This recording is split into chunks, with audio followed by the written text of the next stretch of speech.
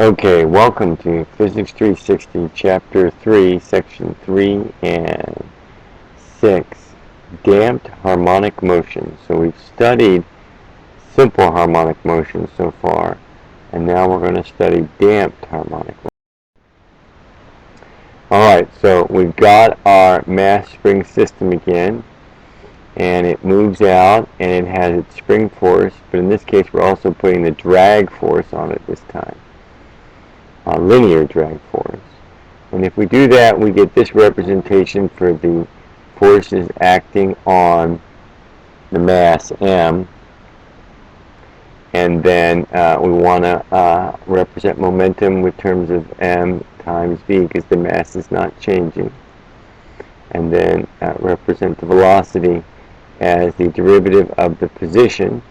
And we get this expression and divide by m, and we can get that expression.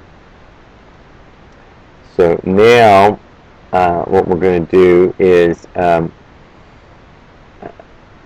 put everything over to the left-hand side of the equation, and we get this differential equation.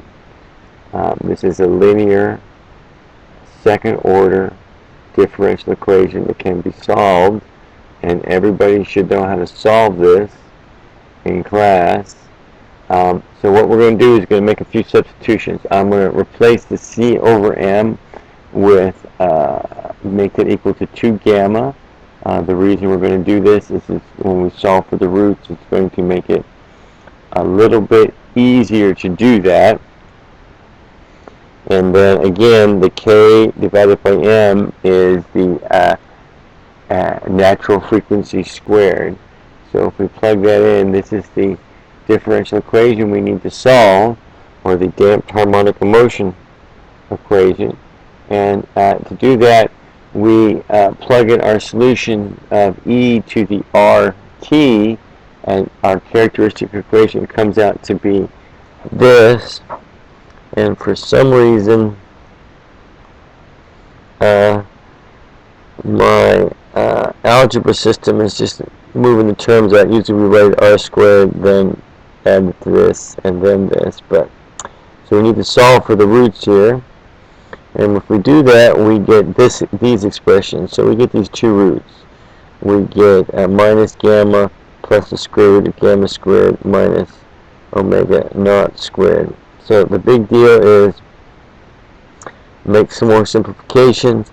We're going to write the square root of gamma squared minus omega naught squared as what we call q for this case. And if we do that, this would be our solutions to the system. The system. So what values could q have? Well, it can have 3 values. Q can be greater than 0, and if that's true, we get what are called real solutions, 2 real solutions actually. It could be critically, and we call that system overdamped, and then it could be critically damped, that is if Q is equal to 0, and that brings up repeated solutions. And the last one is underdamped, and that's when Q is less than 0, and we get an imaginary system. So we're going to look at all 3. The first 2 very briefly. So an overdamped system gives us this solution,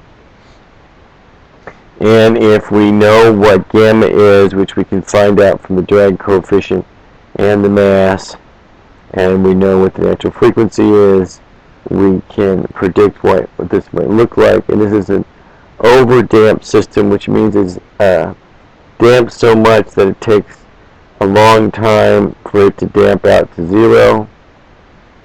You'll see with the next system, the critically damped system, is it gets to an x, a displacement, is much quicker. So what's a critically damped system? Well, you get repeated roots, and this is what comes up for the solution. And you can solve for the initial equations if you know what the initial position is and initial velocity of the mass. And if we do that, we get this critically damped system. You can see how it goes to 0 quite quickly compared to the other one. It goes into 2.5 seconds compared to 10 seconds. And we get those two. Well, those two systems aren't that interesting. The solutions, you can find the solutions quite quickly. And so what we're going to look at more often is what's called the underdamped system when Q is imaginary. And so if Q is imaginary, we rewrite what's going to happen here is that this value in the screw root has to be negative. So we're just going to assume it's negative and rewrite it this way. And we're going to call this term omega sub d, or what's called the damped angular frequency. Okay, so if we do that, we're going to be studying this. It has the most unique system we've looked at here. It produces, this system produces what is called resonance. So we get this system to solve now.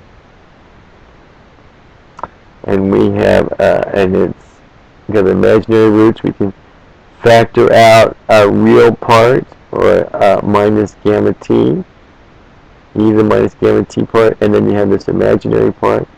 Well, how do you deal with this imaginary part? Well, there's actually two solutions here. There's this solution and its complex conjugate. You can have, and then if you have the complex conjugates, you can always arrange them to be one solution. So if we do it this way, we get two different coefficients in this case. And then if we do that, what happens is our coefficients turn out to be these, or these terms here. Do a little algebra, and we get this expression. Alright, so how are we going to handle this expression? Well, what we're going to do is apply Euler's method. And when we do that, we can write one expression as a sum of cosine terms and a sum of sine terms. And you get two different ones here. And again, you get an imaginary part and a real part. And what we're going to do is add them up in such a way so that only the real part is remaining. So this is a possible solution for the underdamped system. And of course, if you have a cosine, this is another possible solution. So that's what we're going to stick with. These are going to be our solutions for our underdamped harmonic system. So if we do that, we get a new period where we call the damped period. And you can write the damped period in two ways, since this is the damped angular frequency. And then if we plotted this system, you get this type of oscillatory behavior that damps out over time. And the amplitudes tend to decrease exponentially as by this term right here, this e to the minus gamma t. And then you have it on both sides. So the peaks are on these envelopes of these gamma to the minus t terms. So that's it. That is the basic understanding of damped harmonic oscillators. We're going to probably get into these a little bit more as time goes on, but I'm running out of time to post a podcast so that you have something to look at before we start working on this tomorrow. So sorry if it's late. I'm just running out of time to produce these, and I'm using the time I have available. So I'll see you tomorrow.